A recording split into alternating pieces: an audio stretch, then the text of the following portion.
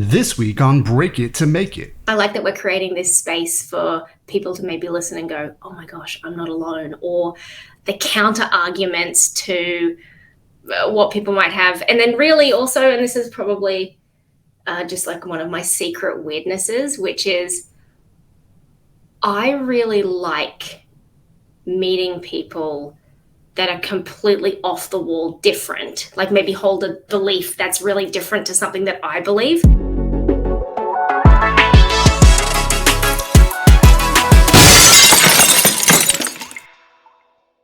Welcome back to Break It to Make It, where we meet people who have thrown out the rule book, failed forwards, or taken the road less traveled to come out on top. For those of you who don't know me, I'm Ron Shaw, and I'm one of the individuals who does some of the behind-the-scenes work for the podcast. We recently hit our first major milestone of 500 downloads for the podcast, and we're doing a few special episodes looking back at some of our previous guests and conversations. Today, we've turned the tables, and our host has become our guest.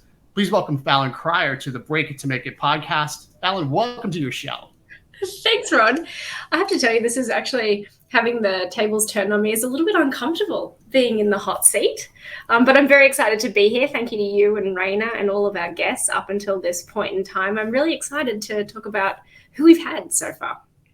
Excellent. Well, excited to do this episode with you. So Fallon, we started working on this podcast back around June. And since then, we've had the opportunity to really learn and grow with it. Can you tell me a little bit about where the idea for the podcast and the name of the podcast came from?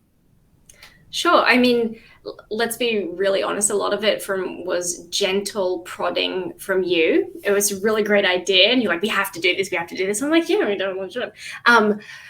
But then when we started to think about what does the world need other than just another podcast, I really genuinely believe, and I think that you do too, because we've talked about it a few times, is that if you want to change your life, you need to change the way that you think, right? You can't change the world, but you can change yourself. And so, like many people, I have been walking around my whole life, especially as a woman who started her career in the IT business, with people telling me what I should or shouldn't do to be successful, be taken seriously, be the best mom, be the best friend, all of that sort of thing. And then talking to other people, you start to realize pretty quickly that it's common and that many, many people are walking around on this planet following the rules and the rule book of these societal expectations. And as my father says, because he corrects me on this a lot, I'm always saying, well, I should do this or I should do that. And he's like, well, don't should on yourself. And so at its core, I really think this podcast is kind of dedicated to him and to that whole concept of not shoulding on yourself. I really, really, really want to celebrate and create space for people who are brave enough to think differently, of which my dad definitely is one of those people. Because sometimes to make our dreams come true, we've got to step outside of what other people expect of us. So I know that's really long-winded, but I really want to give that voice to people who are zigging when everyone's zagging, so you don't feel alone. Because if you are somebody who is, maybe having these secret thoughts of, well, I want to do something different, I don't want to be doing this, and everyone's like clapping you along going, yay, little rule follower, look at you following the same path as me, but inside you're like super unhappy. I like that we're creating this space for people to maybe listen and go, oh my gosh, I'm not alone, or the counter arguments to what people might have. And then really also, and this is probably just like one of my secret weirdnesses, which is I really like meeting people that are completely off the wall different, like maybe hold a belief that's really different to something that I believe, because it gives you the opportunity to really test your own thoughts and feelings. And instead of like raising your voice around your opinion, learn to form a better argument. So yeah, I want people to have more fun in their life. And have the life they deserve. I think that's great. I really think we've done a really good job about bringing that mixture of people into the show over the last 12 or 11 episodes that we've done. We've really had a a good combination, and we've really had people that do push that boundary. And I think for me, as going from watching and doing the production side of this with Reina, I think part of it is I'm learning as well. So it's each of these guests that comes in, there's always something that's kind of like, oh, wow, I didn't think about this in that particular fashion before. Now, for you, with the 10 episodes that we've done with guests, is there a particular conversation or topic or moments that just were like aha moments for you when we were going through them? Oh my gosh. I thought about this a little bit before coming on. It's really hard to narrow it down. And I'm really going to need you to help me with this as well, because I think if I go all the way back, my brain works a little bit sort of chronologically. One of the first episodes we did was the Power of Play with Mike Montague. And it's something that really stuck with me is he talked about how when you're really trying to have fun, it has the opposite effect. It sucks the fun out of the situation. You talked about things like weddings, these moments where everyone's like, this is the day that I will be judged, but it also must be the most fun day of my life. And then he went on to talk about expectations. And he and I made a joke, like my expectations, generally speaking, are so low, like you could roll over them. But he talked about society, right? And that society is always pushing us to go further, faster, achieve more. And most of us, we're telling ourselves, if I just sell that one more deal, if I just go on that date, if I just get that pay rise, then we will be happy. Then we would have succeeded. But we never do. Like, we get there and then we just move it. And that whole process is messing with our ability to have fun and enjoy, because setting the bar too high or moving it robs us of the opportunity to enjoy what we have right now. And that was a real aha moment for me, because at some point we have to choose to be happy with what we've got and where we are and make time to enjoy it. Absolutely. And I agree with that, because, when you think about it, and I've read this somewhere before, it's you can't really do anything with the past. It's gone. It's done. You can think about it. The future is really yet to be determined, but we're always living in the present. So it's really grasping that this is where I am right now. You can do things to help if you want to go in a different direction. That's great. You can do those things to modify and move forward.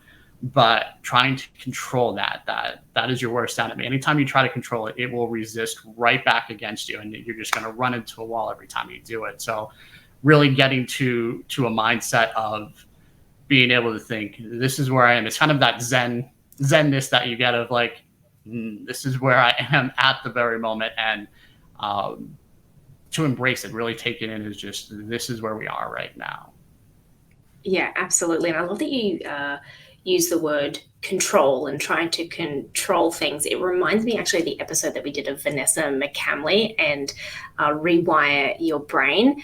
I think another aha moment for that, and something that you and I talk about just in our general friendship and work, is you can never change how you feel, but you can be in control of how you behave or how you respond. And I don't know about you, but have you ever heard it's not personal, it's not emotional, it's just business? I've always thought that was complete bullshit, right? And being in the meeting with Vanessa, I think, was amazing, and hearing her talk about the different roles that different parts of the brain play and how it impacts us. And so despite being told our whole professional careers that there's no room for emotion in business, it's categorically untrue and impossible for humans to do it. So once she was explaining to us, and of course she's dedicated her life to this, so I'm going to butcher it, but that we have a threat and reward system, right? And we have different roles in our brain. So there's the prefrontal cortex, so that's the part of our brain that influences attention, impulse control, inhibition, all of that kind of stuff, memory. And then the limbic system, which is our behavior and our emotional system, and they actually work together, right? And then once you realize that everything is emotional. In fact, there are scientific studies that say that you can't make decisions well without that emotional element, because what drives the action is how you're going to feel about that decision, right? And so we're not robots. Without emotion, we are robots, and how we ultimately feel about our decision is what is going to drive us in that direction. So that was, again, a huge aha moment for me, because I really do believe that in order to bring your whole self to work and be the best possible friend, leader, there is no choice but to make things emotional. How do you feel about that? Emotional, non-emotional? I think you drive a really good point there. There is emotion in everything that we do. There's no time. I think what it breaks down to is at a different level is, are you consciously aware of that emotion? Because you do think sometimes, and you're not consciously aware of which emotion is interacting with you or helping you to respond to a situation at that moment. But I think everything that we do, there is an underlying emotion that's there. It's just, again, a level of how conscious or aware are you of that particular emotion that may be driving you to do said item. Yeah, absolutely. And, there's the emotion and then the ability to react. And I mean, it happens to me all the time. I try not to make decisions when under the influence of emotion. If I find myself being inflamed, I'm like, okay, now is not the time to make decisions. Or maybe even now's not time for me to express my emotions as well. Sometimes with time and distance and consideration, you can just make the decision that actually that was all about me and my triggers and my feelings about the situation. And, one of my favorite sayings is that lessons are learnt, they're not taught. So anytime I'm feeling inflamed, then I'm going to go out there and teach somebody a lesson. Sit down, get back in your box, think about this, because it's probably not going to turn out how it's in your brain. That's the inner monologue that's running, and that's when okay, I probably need to step back right now, because emotions can, especially in the heat of the moment, it can drive you to say or do things that somewhere it's not in your best interest to do so. But when that emotion becomes so overpowering, it happens sometimes. I think we all experience that in life, to where the emotions run over the more conscious brain going, oh, wait a minute, this has some consequences that are going to follow with it.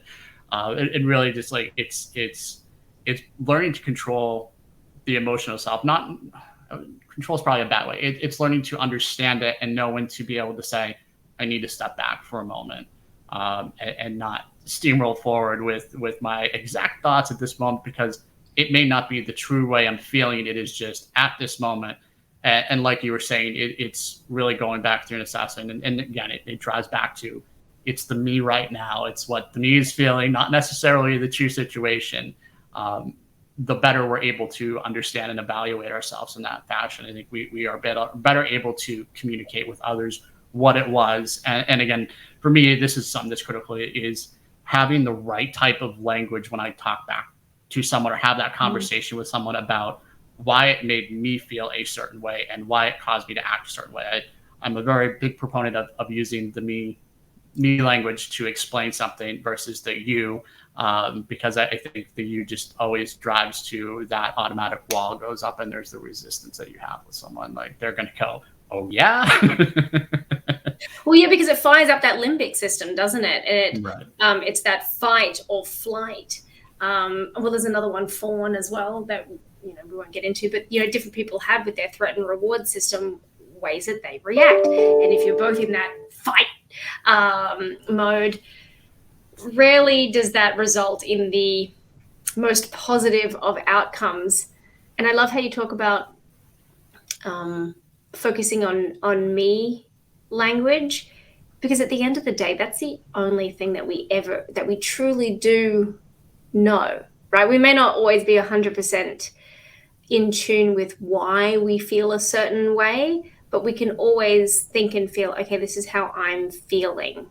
And I think it's a really powerful place to come from, that sense of responsibility. Hey, this is me. This is how I'm feeling. How can we work on it together? So I love that you take that approach. So some of the other stuff, we've covered a wide range of topics so far on the podcast. What are some of the ones you'd like to see us cover as we move forward? I know you and I have kind of on the side, we've talked about a couple of things that have come up that you'd like to talk about. Could you share with the audience a little bit more about some of the stuff you're thinking for the second half of our first season? Oh, yeah, sure. So I really want to lean in a little bit more to the controversial things. I want to take a little bit of a deeper step into some of these territories where people might not, and do it in a really open way. So things like, can you be friends with people that you disagree with? We've seen a lot of families through the last political era and all that kind of stuff be split apart because they have different political thoughts and feelings. I want to hear from experts on, can you, should you, how could you, all this sort of stuff. Things like, is porn harmless fun, or does it fuel exploitation of people? Is never give up just shit advice? Things like that, like things that have entered the collective consciousness that we all know, like well-known truths. I want to open those things up, like learning styles. Is that even a thing? Who came up with that? Is that still real? Should married couples sleep in the same bed? Or is it better to not sleep in the same bed? There's so many different options. I really want to explore that. Well, everybody's zigging, let's go zagging type situation. I love it. I think those are going to be some really great episodes. And one of the ones you were talking about there, one of the topics about conflict, really. I mean, I personally feel we don't engage in enough conflict. I think we are prone to want to avoid those conversations, and it's a matter of, I don't think we're necessarily taught the correct way to deal with conflict, and the way we've had to come up over the past few years, especially in the political world, values world. We avoid it because it's separated families, friends. It's really put that harsh divide because people aren't willing to have that conversation. And I think through conflict, we actually get better results. Even in the business place, I think you and I have talked about this before, is that a meeting without conflict isn't getting you anywhere. You don't want everybody to come in and 100% agree on everything. You want to have those disagreements, because all it does is actually strengthen where you're going to end up in the final pages of it. So I can't wait for that. That'll be a very exciting episode to hear. And learning styles, myth. I'm going to lean towards myth, but I think we have a speaker coming up in the next few weeks that's going to dispel that and give a little bit more information around that. Yeah, I love the thought around conflict. You know that I'm a big fan of conversation, and especially things like, you often hear it in work or play. You're just like, I don't know if I like that person. And my retort to that is, well, I don't know if you know that person. If you're ever in a moment where you're like, I don't know if I really like that person or where they're coming from. I think this idea of conscious curiosity and going in with curiosity and also genuine questions, that's one of the big sort of requirements for that, I think, is a lot of people are like, I'm just asking a question. I don't know if you are, friend, because it doesn't seem like a genuine question. You're asking things, a loaded question or loaded with intention or something like that. But if we go in with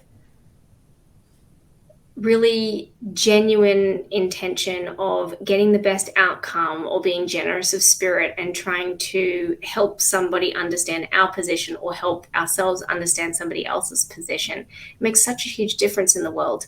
This whole history tells us, and I know that you're a big fan of history tells us that this whole thing of othering somebody, once you start to do that, that's the beginning of the end. Once you other a particular type of person, group of people, thought style, something like that, it removes their humanity.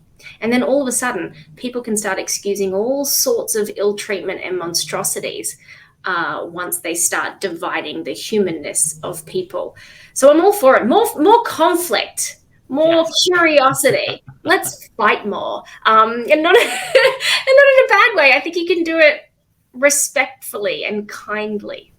Yeah, I like what you're saying there, especially about it's developing curiosity, because I think that's where we stop sometimes is we're so prone to have a personal bias. I think everybody has that personal bias built in. Um, but taking the time to actually ask questions of a person, thoughtful questions, you can still have your opinion. It's okay, but it's good to ask questions, and it's okay for people to also change opinions. I think we've come into a society where it's the idea that you've changed your mind about something is like not allowed anymore. It's hard to find people that are accepted once they've changed their position about something. But that's what we need to do to advance as people, is be able to question what we believe and why we believe it. And if some better evidence is brought before us, then it's like, well, that makes a little bit more sense logically. So yeah, I'm going to shift in that direction. Absolutely. Some of the, depending on what your definition is, but some of the greatest and most successful leaders of our time are known to say things like having strong opinions that are loosely held, and the ability to, and the confidence to actually change your decision in the face of different data, rather than just seeking from a place of confirmation bias, is incredibly powerful, and I think a sign of someone who's not only intellectually confident, but also emotionally sort of stable, right? And that's what you want in a leader: the ability to say, "Oh no, man, I was wrong." Yeah. I think that really sorts the wheat from the chaff. Yeah, it really does give ground, and I think it makes for a stronger leader when they can admit to that and show that they're learning with you, rather than I am infallible, I know everything. If you go in that attitude, it really doesn't allow for you to reach that next level as a person. Like, we're always trying to build ourselves to a higher person, and when you think you know all, you've shut that barrier. Like, you've closed those gates, and you're not going to go any further because you're assuming you know everything and you have all the right answers. And for me, I think I learned that a little bit earlier in my career, when there were younger people, and I finally hit that point where there was younger people than me coming into an organization, and I'm like, well, what do they know? Like, I've been here, I've done this for so long. But when I was actually able to stop and look at it and go, oh, they do have some really good ideas and some valid points. When you can start doing that, it really does help you grow as a person and a professional. Yeah, there's, no matter how much you know about something, you will never be able to know or see it through somebody else's eyes. And you make a really good point about the biases. Every single moment of our life, every formative piece, the part of how we phrase everything, impacts how we see things and the lens through which we interpret things. And so every single person looks at things differently, and they come with interesting questions, interesting insights. And so if you all stand around and look at a problem and you all talk about it, there is no way that you can't come up with the best possible answer, or the best possible questions, or whatever it is that you're trying to achieve. There's no way that one person is as strong or as smart as all of us together. So I think that that's a really astute thing to say, because there are a bunch of people out there who are, know-it-alls, but being a learn-it-all, or, I mean, that even sounds pretty stupid, to be fair. But, being that somebody who's curious and sees value in every single person, and not being a gatekeeper to having an opinion. When I've worked at some other organizations, one of the things once that I heard that I just thought was so perfect, and I hadn't known how to articulate it before, but that I've adopted, is, new people come into an organization and you're in a meeting or whatever, and they're like, I'm new. I don't really think that I'm ready, or I don't know enough yet to contribute or ask questions, or blah, blah, blah. There was a guy that I used to work with, his name's Rich Wickham, and he said, actually, this is the best time for you to ask questions, because you're looking at it from fresh eyes. None of us have gotten to you yet. Now is the time, with your fresh ideas and insights, that you can be of tremendous value. So just have at it. I thought that was really just astute. It makes such a huge difference. It makes a huge difference for the new person because they're validated. Also, great. It lays the foundation for them to start positively contributing from day one. I really love that. That's great, and that kind of back to the bias and stuff, and it's one of those situations where if you look up something a certain way, you're going to get the results you want. The internet is just built to give you what you're looking for. So if you type it a certain way, well, those are the results you're going to see.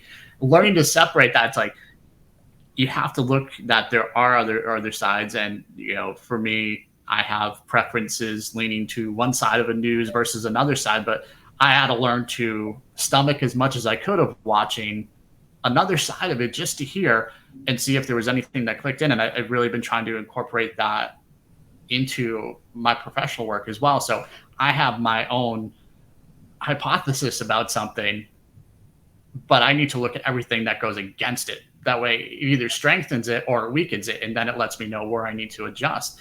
And from what you were saying about, especially when you come in new to an organization, that's the best time. You're those best eyes that they've been cramming their heads looking at this, and they may have only been looking at this one way. And you could come in and break the door open because you're just seeing something differently. You're not part or ingrained into that culture fully yet. So it gives you a chance to kind of look and go, but is it really that way?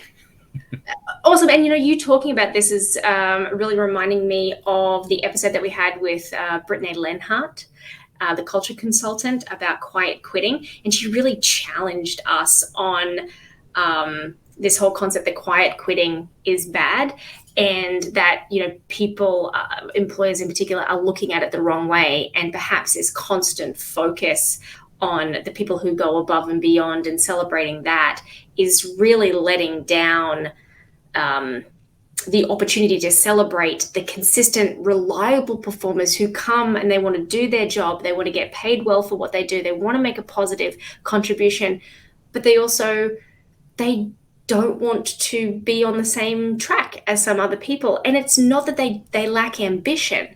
It's just that they have reprioritized. And that for them, being happy where they are isn't a bad thing. And it's the same for this concept of quiet quitting. It's just people saying, hey, I want to work to live, not live to work. And all of these employers who are getting bent out of shape about it, having an honest and open conversation about it could resolve a lot of issues. Because like you said, if you're going around sort of angry, gnoming it, you're always going to find people on the internet saying what you want to say. And if you're going in a little angry circle and not talking to anybody about it, you're completely controlling the narrative. And whether you like it or not, you'll end up driving the outcome that you were probably complaining about because, Yeah, quiet quitting is an interesting one. That episode really kind of sparked some new thoughts for me because I've heard about it, but I really didn't pay much attention. There's certain things that just it didn't grab me the way it should have. But as I've been learning about this and thinking about it, I don't think quiet quitting, like what people are defining as, is anything new. This is something that has always existed. The name has just been brought up, and now it's become conversation, which I think is good that we're talking about this. But when I think about how people are defining this, it's people doing their job that they were hired to do and doing exactly what that job entails is considered quiet quitting, which it kind of blows my mind because I'm like, but that's the job they were hired to do. Like, you hire them to do, maybe you have KPIs that you have to meet, and then you meet those. You're not exceeding, but you're not meeting them. But it seems from the employer or organization standpoint where it comes is they expect people to exceed what they're doing. But are you paying them more to exceed? You're paying them to do the job. They're doing the job. That's not quitting. That's just doing your job. I wouldn't hire a contractor to build a house for me and expect them to put 6 extra rooms because they need to go above and beyond.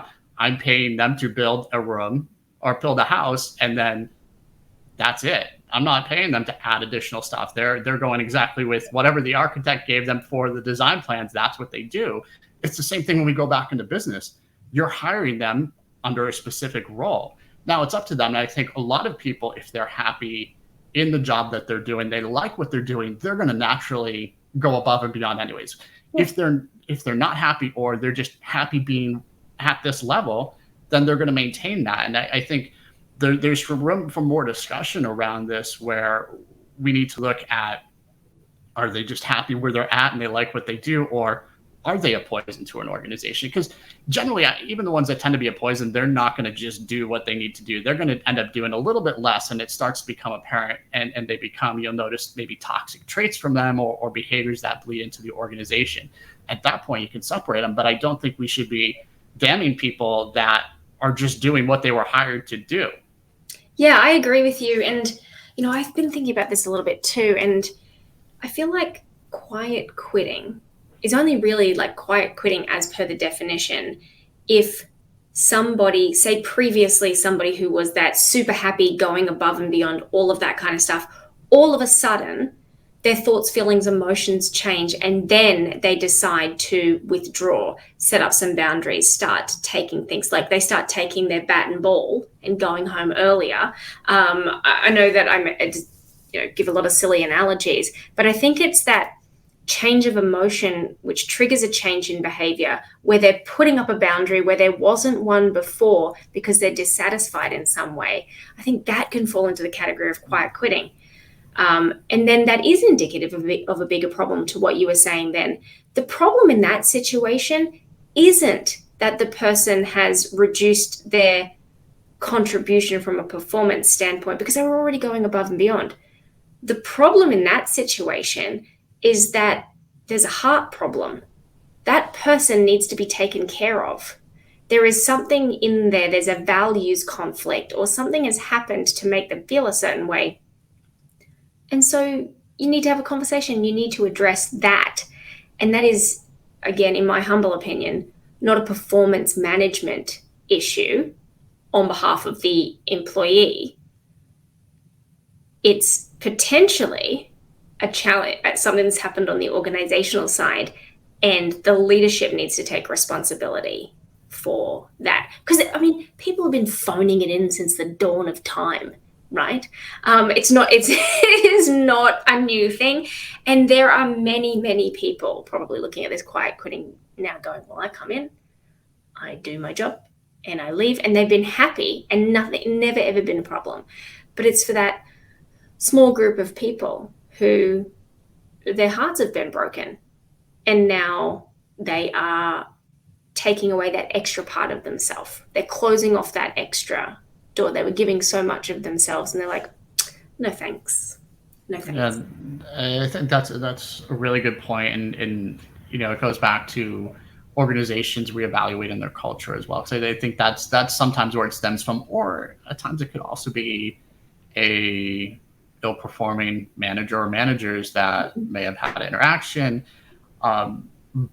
But I think to a bigger point of what you're making is it's about asking why versus just, saying, oh, you're quiet quitting and dismissing them. It's asking the question, why is this happening? Especially, I think there's some organizations that are seeing a large number of people doing this in their walls.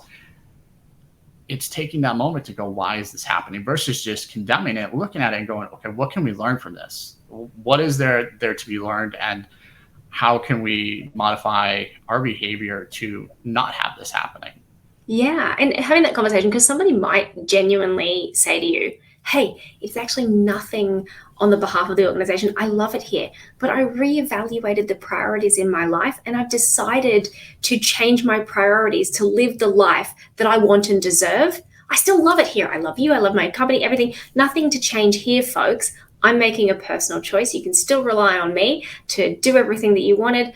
I'm just going to stop sleeping underneath my desk. Perfectly within bounds. Or if you create that time and space for that conversation, maybe they're going to say, hey, actually, I feel like I've been doing this for a long time. I'm going above and beyond, and maybe I don't feel appreciated, or, any number of permutations. But I can almost guarantee whatever story we make up in our heads is not what we will learn if we are curious and go and have the conversation. And we should go in with open minds and reserve our judgment and be open to the fact that people probably think about things differently. There is definitely a generational difference between how people view their jobs. I mean, I think about me, what I do for a job, especially sort of a few years ago before I started to be a mom, right? A huge part of my self-identity was, Fallon, insert job title here, right? And now a huge part of my identity is Fallon mum and, Fallon company owner, those sorts of things all become a part of my personal identity. And I can't help but be so proud of some of our younger people today who are seeing worth and value in just who they are as a person, regardless of what they do for a job. We should be absolutely celebrating that. And a few of us older folks could probably use a bit of that introspection and realize that we're actually valuable as people, regardless of what we're grinding away at every day. And I'm getting like pretty deep here. As we were in it, Raina's like, I don't know if we're going to get that deep. Raina, I think we just got that deep. But I love that for them, and I genuinely want that for everyone. Because we should feel good about ourselves and our contribution. People love us for who we are, not just what we do for a job or what we give them. Yeah. I think that's great. I mean, that goes back to something that I think about a lot. It's not, and this is a struggle people go through as they change careers, jobs, or if they lose a job. You become so related to whatever your job title is, what it is that you do versus who you are, and being able to step back and separate that again. It's vital to understand we are not what we do. That's a big piece of understanding yourself and really creating that identity outside of it. And I think, to your point, the younger generation that's coming up, they're seeing this earlier. I think we've seen some breakthroughs with the elder millennials and late Gen Xers that have started to catch on to this as well. And that maybe this is what's spawned that quiet quitting conversation, is that as we went through the pandemic, people were home and seeing there's more to life. Like there's a lot more happening. And it had that kind of awakening. I think everybody's talking about the Great Resignation. I want to call it the Great Awakening. I think we're woken back up to knowing that life has a lot more meaning than just work. Work can be very fulfilling. Like I don't want to diminish that, because it can provide that level of like meaning for you, but it's understanding that it's not the only thing. It's not, our whole life shouldn't revolve around work. We should use work to do other things that inspire and enlighten us. Yeah, absolutely. And I think we can all be a part of the solution. You know me pretty well, and I do things that are straight up, broadly considered weird. Okay. And so one of the things that I do is I have stopped, when I meet somebody, asking them the follow-up question. So when you go and meet somebody, it's always like, hi, what's your name? Hi, I'm Fallon Cryer. And Fallon, what do you do? I deliberately don't ask people anymore, what do they do? I ask really weird and funny questions like, hey, what's your favorite dinosaur? Or who would win in a fight between a cheese sandwich and a taco, or just like weird things like that, because it throws people off guard. And then you start and have a genuine conversation. Most of the time people are like, well, I don't know, street rules or prison rules, but, and we'll go and talk about something else. Or you're a cat person or you're a dog person. And all of a sudden it unlocks this completely different side to people. So if you're listening, do that. Be a part of the solution. Stop asking people what do they do. Instead, get curious about who they are. Excellent. That's great advice. So as we wrap up, this has been an awesome conversation, and I'm really looking forward to what we have coming in store for the audience through the rest of this year and into the next season. Fallon, is there one thing that you would hope our audience is able to take away from what we've done so far, like one kind of sticking theme that you want them to think about?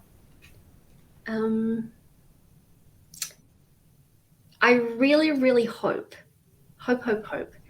that our podcast can even show just one person the power and the possibility of saying no thank you to societal expectations, that they will see the value in face planting and making big mistakes, or walk away from one of our episodes feeling great about their decisions, or feeling like they can go out there and make up their own dance moves, or even better, like completely doing a 180 on one of their really strongly held opinions, or feel like, oh wow, I better really improve my argument on that, because that would make me so happy, because I want people to be out there living the lives that they want and that they absolutely deserve. Well, thank you so much, Fallon, and we'll be looking forward to the next episode we have coming out after this. We have more guests lined up, and everybody, we'll see you again on the next episode of Break It to Make It. Thanks, Ron.